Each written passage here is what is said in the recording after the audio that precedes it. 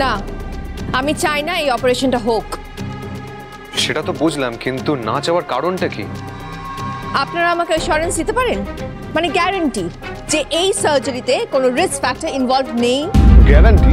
আর operation হলে তো risk থাকবে। এক্স্যাক্টলি, আর সেটাই তো মেনশন করা আছে আপনাদের বন্ড পেপারে, তাই না? তো আপনারা যখন রিস্ক নিতে চাইছেন না, তাহলে মা হিসেবে আপনি কি করে এক্সপেক্ট করছেন যে আমি এই রিস্কটা নেব আর আপনাদের অনুমতিটা দেব? ডক্টর ব্যানার্জি, আপনি নিশ্চয়ই বুঝতে পারছেন উনি কি বলছেন। দেখুন, সবটা জানার পরে ওই পেপারসে সাইন করে অপারেশনের জন্য পারমিশনটা দিতে আমাদের সত্যি খুব কষ্ট হচ্ছে।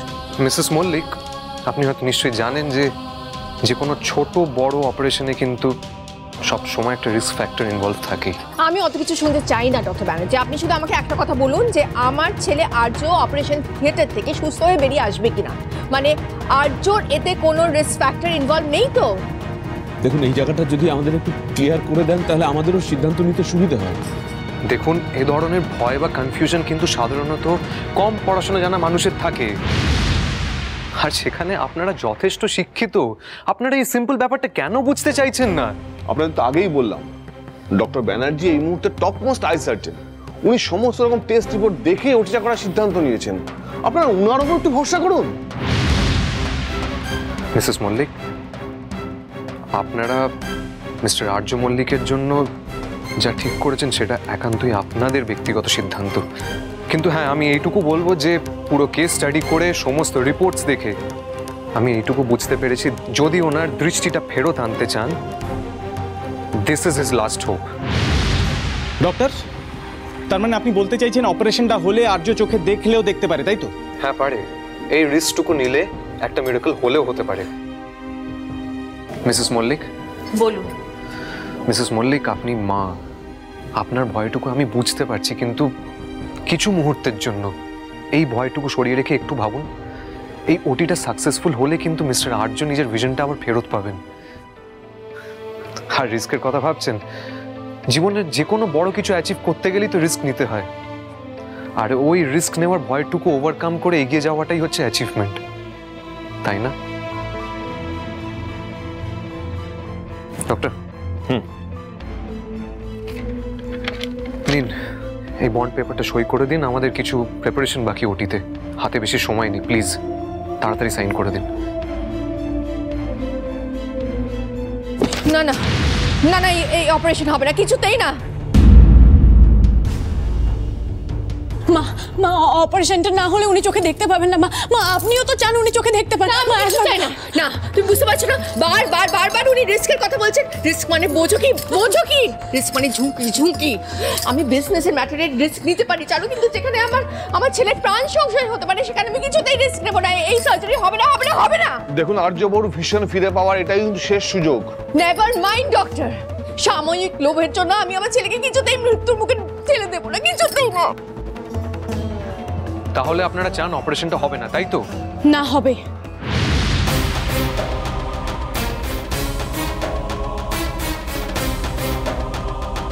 ডাক্তারবাবু, আপনি ওই কাগজটা আমায় দিন, আমি সই করব।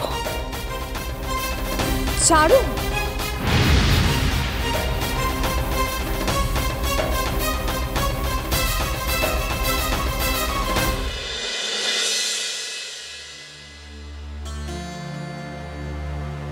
পিসিমণি, চা। কি হয়েছে পিসিমণি? কি হবে আবার? না, আপনি এত চিন্তা করছেন তাই। চুমকি, এটা হলো মল্লিক বাড়ি। হ্যাঁ, তবে হঠাৎ এরকম কথা কেন বলছেন? আসলে মল্লিক বাড়িতে না রং নাম্বার খুব একটা আসে না, তাই ভাবছিলাম যে ফোনটা এক্স্যাক্টলি কে করেছে। হ্যাঁ, আমিও না ঠিক বুঝতে পারছি না, কেউ তো নামও বললো না। পিসিমণি, চা খাবো না?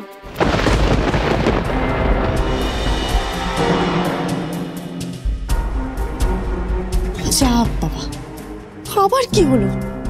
এদের মতিগতি না বোঝা দেয়।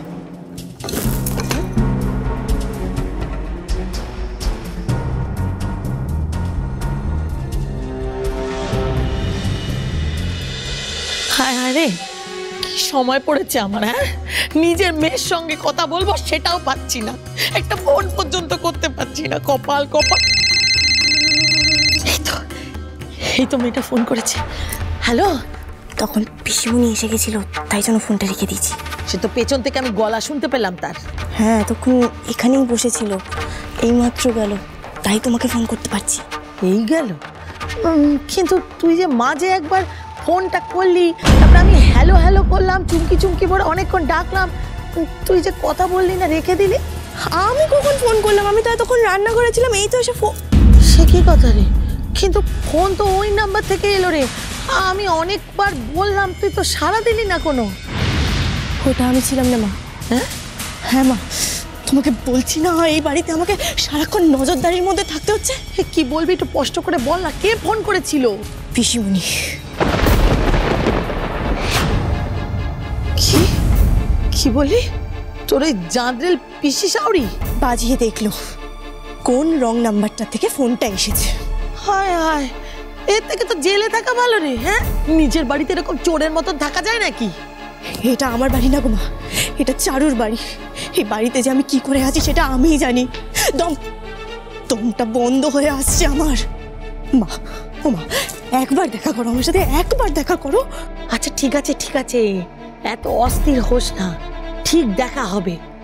আমি একটা বুদ্ধি বার করছি, দেখি কি করে দেখা করি। হ্যাঁ, মাথা ঠান্ডা রাখ মা, ঠিক দেখা হবেই হবে, করবো। হ্যাঁ মা,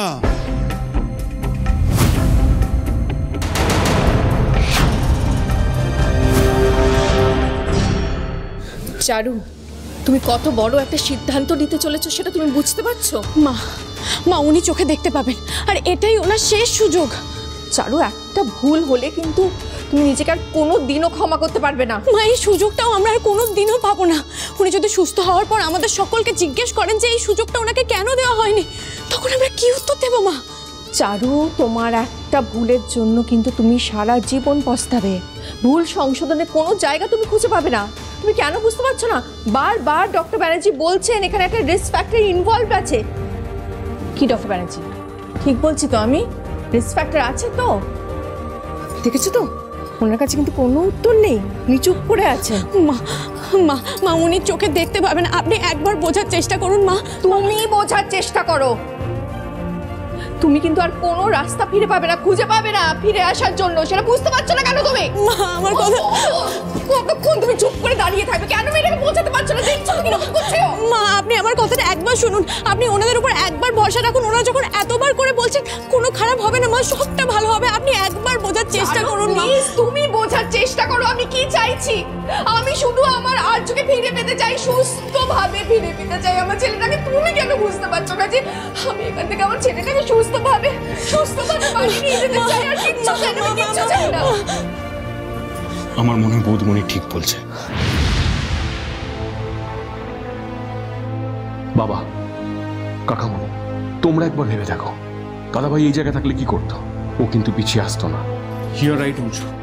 দেখ, ডিসিশন কি হবে আমি জানি না, হ্যাঁ হবে না হবে আই ডোন্ট নো, বাট একটা জিনিস আমাদের মাথায় রাখতে হবে যে আমরা কার জন্য এই ডিসিশনটা নিচ্ছি। আর্যর মতো কারেজিয়াস একজনের জন্য। হ্যাঁ বৌদি, এত স্ট্রং, বৌদির মনে এত বিশ্বাস আসে, বিশ্বাস দেখে আমারও বিশ্বাস করতে ইচ্ছে করছে। মনে হচ্ছে হ্যাঁ একবার তো দেখি আমরা, যদি যদি কোনো মিরাকেল হয়।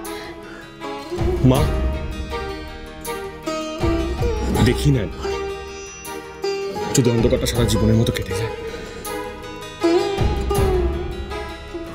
মল্লিকা, মা, আমি এতদিন আশা করেছিলাম মা ওনার দৃষ্টিশক্তি ফিরে আসবে।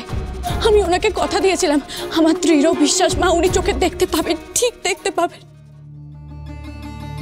তার মানে আর্য সার্জারিটা হবেই, তাই তো? হ্যাঁ মা, এত বড় একটা সুযোগ আমি কোনো মতেই হাতছাড়া হতে দিতে পারবো না।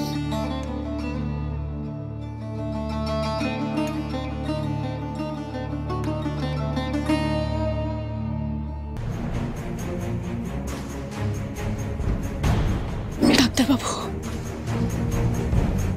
ঠিক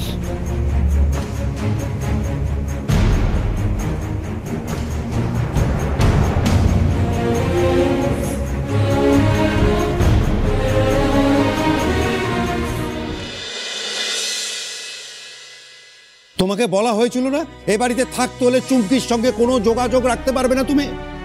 তুমি তুমি আমার কথাটা একটু না, কোনো কথা বলবে না তুমি। তোমার কথা ছল চাতুরিতে আমি ভুলেছিলাম, তাই আমার মেয়েটার সর্বনাশ হতে বসেছিল। তোমার মুখোশটা একদম খুলে গেছে ঝুম্পা। আর কতবার এক কথা বলবে তুমি? আর কতবার? আছে মানুষ তো বদলায় নাকি? বাজে কথা বন্ধ করো, কিচ্ছু শুনতে চাই না আমি। তুমি এ বাড়ি থেকে এক্ষুনি বেরিয়ে যাবে, এক্ষুনি বেরিয়ে যাব? হ্যাঁ, গায়ের লোক কি বলবে তাই তো। আমি ভয় পাই না, আর সেই ভয়ে আমার মেয়ের কোনো ক্ষতি হতে দিতে পারবো না। বেরিয়ে যাও, এক্ষুনি বেরিয়ে যাও, এই মুহূর্তে বেরিয়ে যাও। এক দণ্ড তুমি আর এখানে দাঁড়াবে না। তুমি আমার কথাটা দয়া করে একটু শোনো। বেরিয়ে যাও ঝুম্পা, দরজা খোলা আছে, বেরিয়ে যাও। তুমি আর এক মুহূর্ত আমার সামনে থাকবে না, তোমাকে চোখের সামনে আমি দেখতে চাই না।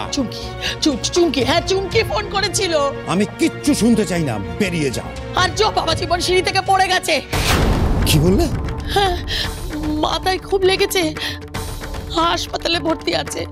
আমি ফোন তুলতে চাইনি, বিশ্বাস করো, আমি চুমকির ফোন তুলতে চাইনি, কিন্তু অনেকবার করে ফোন করছিল, তাই বাধ্য হয়ে। কি বলছো তুমি? ঝিরে বাতি